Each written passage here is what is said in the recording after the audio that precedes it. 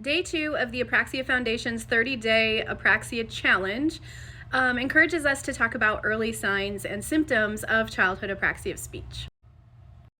So I made these little infographics on my other social media accounts, but limited babbling can be a sign, an early sign of apraxia.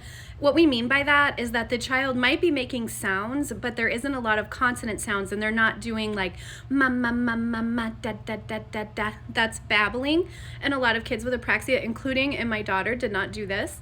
They might have pop-out words, which is loss of previously produced words. So a child might say a sound, syllable, or word once or for a short time and then lose it.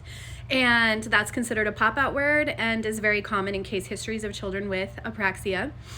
Uses a lot more vowels than consonants by 13 to 16 months, and use of fewer than 3 consonants by 16 months.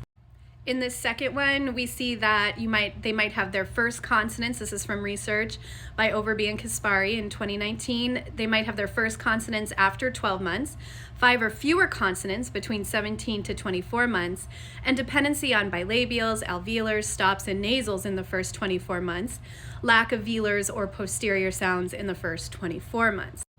So it's great to cite the research, and it's great that we have research, but I've been really loving the personal stories of individuals who grew up with CAS, so I'm going to give my personal experience with my daughter.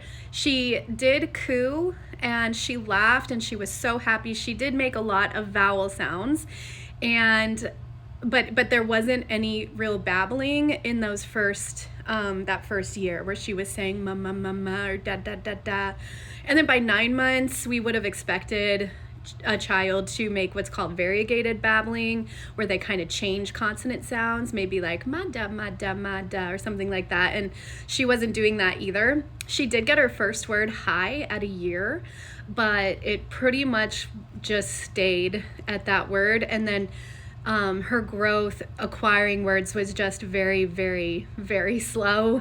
So she did experience pop-out words. I have lots of videos of her saying words once or twice or for a short time, and then she wasn't able to say them again. And a lot of her words that she was saying were inconsistent. So on any given day, I was pregnant at the time, baby, daddy, and doggy could have all sounded the same, and she produced those words in different ways all the time. So, daddy, day, baby, bye, like it was all inconsistent. So those are some early signs and symptoms of CAS. If you are concerned that your child might be behind in their speech development, I encourage an early intervention evaluation just to see. We really don't want the wait and see approach. It's best to be proactive. And if it is something like CAS, that's great. And if it's, you got them in early, and if it's not, that's wonderful too. They got a little extra help that maybe they needed. So follow along for more tips and Apraxia Awareness Day challenges all month of May.